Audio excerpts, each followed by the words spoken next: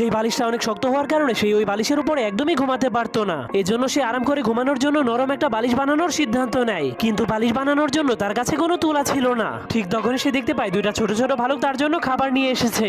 যা দেখার পর মেয়েটার মাথায় একটা শয়তানি আইডিয়া চলে আসে। এজন্য সে ছুরি নিয়ে ভালুকগুলোকে মেরে তাদের পশম দিয়ে বালিশ বানানোর জন্য সামনে আগাতে শুরু করে। কিন্তু মেয়েটা যখন ভালুকগুলোর অসহায় চেহারা দেখতে পায় তখন সে একটা ব্রাশের সাহায্যে ধীরে ধীরে তাদের শরীর থেকে পশম উঠিয়ে ফেলে। যার কারণে সেই ভালুকগুলো ব্রাশ দিয়ে পশম ওঠানোর কারণে অনেক মজা পাচ্ছিল।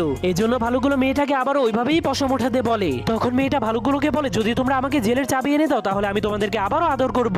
এরপর মেয়েটা চাবি পাওয়ার পর জেল থেকে বের হয়ে বালিশ বানানোর জন্য কাপড় খুঁজতে শুরু করে দেয়। তখন সে কাপড় পাওয়ার পর সেই কাপড়গুলোকে সেলানোর জন্য হিজকের পিঠ থেকে একটা কাঁটা চুরি করে নেয়। এরপর সে আবারও জেলের মধ্যে গিয়ে সবকিছু ব্যবহার করে অনেক সুন্দর একটা বালিশ বানিয়ে ফেলে। কিন্তু তখনই শয়তানদের রাজা জানতে পারে মেয়েটা জেল থেকে পালিয়ে গেছে। এজন্য সে জলদি করে সেই জেলটাকে চেক করার জন্য চলে যায়। কিন্তু সেখানে যাওয়ার পর শয়তানদের রাজা দেখতে পায় মেয়েটা তার নরম বালিশের উপরে অনেক আরাম করে ঘুমাচ্ছে।